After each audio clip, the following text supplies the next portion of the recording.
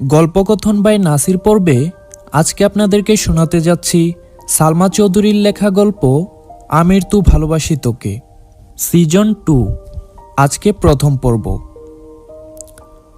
খানবাড়িতে আজ খুশির জোয়ার। বাড়ির মেজুকর্তা মোজাম্মেল খানের একমাত্র ছেলে তানবীর খানের বিয়ে। খানবাড়ির প্রতিটি কোনায় কোনায় আজ আলোকসজ্জায় সজ্জিত। অনুষ্ঠানের কোথাও কোনো কৃপণতা রাখেনি আলী আহমেদ খান এবং মোজাম্মেল খান। বাড়িতে বিয়ের আমেজ, কিন্তু বাড়ির বড় ছেলে সাজ্জাদুল খান আবিরের কোনো খবর নেই। তার ফোনটাও বন্ধ। সকাল থেকে মেঘ বারবার আবিরকে কল দিচ্ছে, কিন্তু কোনো খবর নেই আবিরের। রুমের মাঝেই পায়চারি করছে মেঘ। কয়েকদিন ধরেই মেঘের শরীরটা ভালো নেই। আবিরকে তা জানানো হয়নি। আবির খুবই ভালোবাসে মেঘকে। মেঘ চায় না আবির শুধু শুধু মেঘকে নিয়ে চিন্তা করুক, কিন্তু আজ শরীরটা একটু বেশিই খারাপ।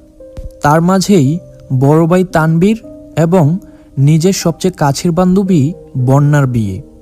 তানবীরের ডাকে হঠাৎ মেঘের ধ্যান ভাঙল। বনু। ভাইয়া।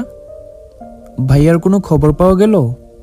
না ভাইয়া, তুমি একটু রাকিব আর রাসেল ভাইয়াকে কল দিয়ে জিজ্ঞেস করো তারা কিছু জানে কি না। ঠিক আছে, তুই চিন্তা করিস না, ভাইয়া চলে আসবে। মেঘ ব্যালকনির কাছে গেল। নিচের দিকে তাকিয়ে আবিরের আসার অপেক্ষা করছে। হঠাৎ পূর্বের কিছু কথা মনে পড়তেই মেঘ একা একা হাসতে থাকলো আর বলল, আমি মাহদিবা খান মেঘ, মোজাম্মেল খানের একমাত্র রাজকন্যা, তানবীর খানের একমাত্র চোখের মণি। এই ব্যালকনিতে দাঁড়িয়ে কতই না রাত জেগেছি আমার আবির ভাইয়ের জন্য। আমার আবির। আজ কোনো লুকোচুরি নেই, নেই কোনো দ্বিধা। আমার আবির, আমার আবির, আমার আবির। চাচাতো ভাইয়ের জন্য কতই না পাগলামি করেছি। আজ আমি তাকে পেয়ে পরিপূর্ণ। আমার জীবনের শ্রেষ্ঠ উপহার হলো আবির ভাইয়ের মতো একজন স্বামী পাওয়া।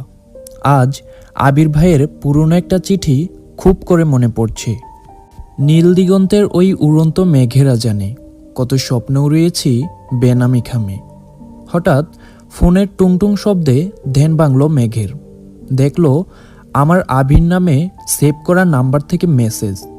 মেঘ মুচকে এসে মেসেজটি পড়া শুরু করলো। ম্যাম, সরি এতটা টেনশন দেওয়ার জন্য, আমি একটু ব্যস্ত ছিলাম। মেঘ বিছানায় গিয়ে বসতেই মনে হলো সারা রাজ্যের শান্তির ঘুম তার চোখেই নেমে এসেছে।